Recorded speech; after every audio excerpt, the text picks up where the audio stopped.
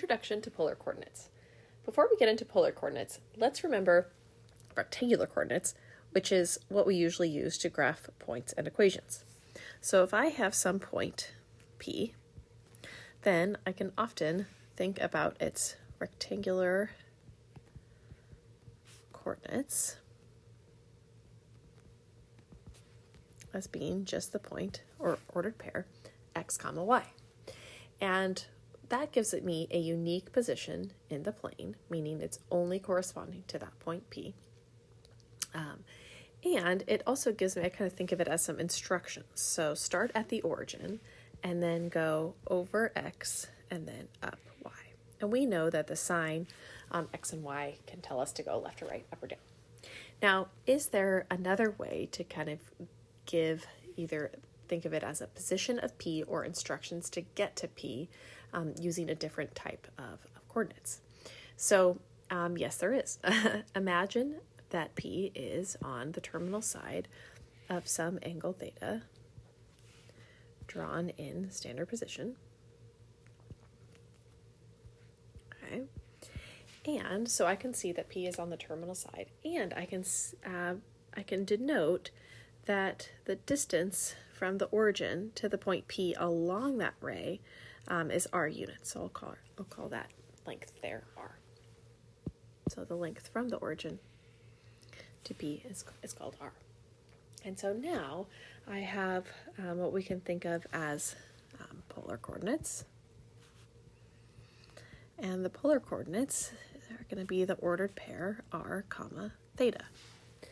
And so how could we use polar coordinates to find the position of some point P? And so this is where we said locate terminal side of that angle theta. We'd say travel r units along terminal side, and then arrive at your point. So that's how we're going to use these points to do that. So and again in this step 2 here, when we say travel r units along the terminal side, this means we're going to start at the origin. So let's just make that clear. Starting at the origin. And the origin here that I have is also can be called the pole in terms of polar coordinates. So just something to keep in mind if you hear that terminology. So what this is saying is that rectangular coordinates or polar coordinates can be used to kind of tell us the position of some point in our regular plane here. And it's also kind of a way to locate it, right? If I'm starting at the origin, what do? Well, again, rectangular coordinate says go left or right, right? This is kind of my, x is my left or right, and y is my up or down. So go either left or right a certain distance, and then up or down a certain distance. And that will get you to that point P. Now, what about polar coordinates? It's different, right? It says first do a rotation so that you are now on some terminal side of an angle, in this case the angle theta, and then travel r units along that terminal side to get to point P. And so these are two ways of locating a point in space. So let's get some more practice with polar coordinates. Example, plot the following points given in polar coordinates and always start with that angle.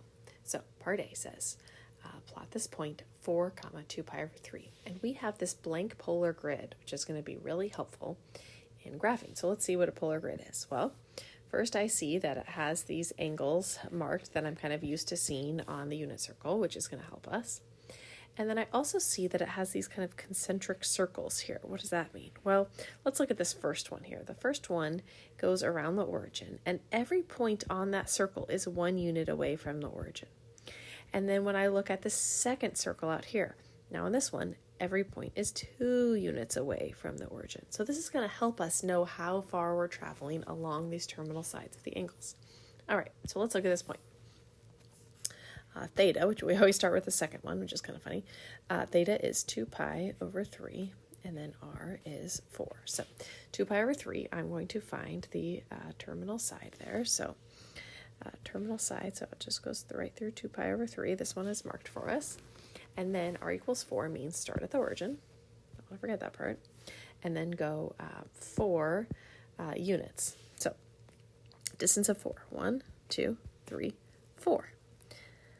And then that is my point, 4, comma, 2 pi over 3. Let's do another one. Part B. The point, 3, comma, negative pi over 4. Again, that's in polar coordinates. So I'm going to go to the angle first. My angle is negative pi over 4. So I find that angle.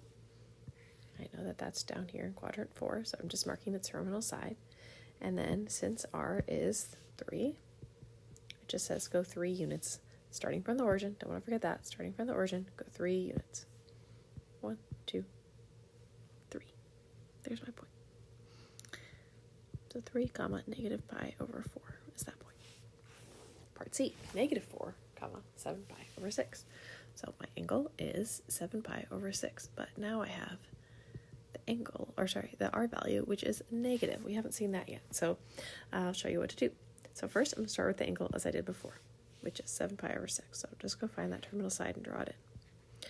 Now, typically, if this was a regular 4, I would just count 4 units out on that terminal side that I just drew. But what this is saying is, think of it as like a scared cat or something. I'm about to walk out 4 units on this green terminal side here that I've drawn. But what this is saying is that this thing just starts backing up. It goes, no, thank you. I'm not doing that. I'm just going the other way, right? It's just turning around and leaving. It's going the other way. So if we're doing that, then what we're saying is actually you're going out kind of backwards 180 degrees the other way because you're refusing. You're going in the opposite direction. So negative 4 tells me, so this negative here says travel in opposite direction. Again, that is just the ray that is 180 degrees going the other way. So in this case, pi over 6. So if I need to travel in the opposite direction, I'm still going 4 units. So I'm going to go 1, 2, 3, 4. And so this point is negative 4, comma, 7 pi over 6.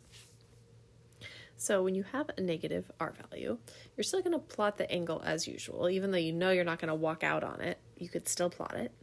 And then I go, I'm going to be going backwards. And so then I usually just draw in that other ray that's pointing in the opposite direction just to kind of help me go, okay, this is the one I need to be on.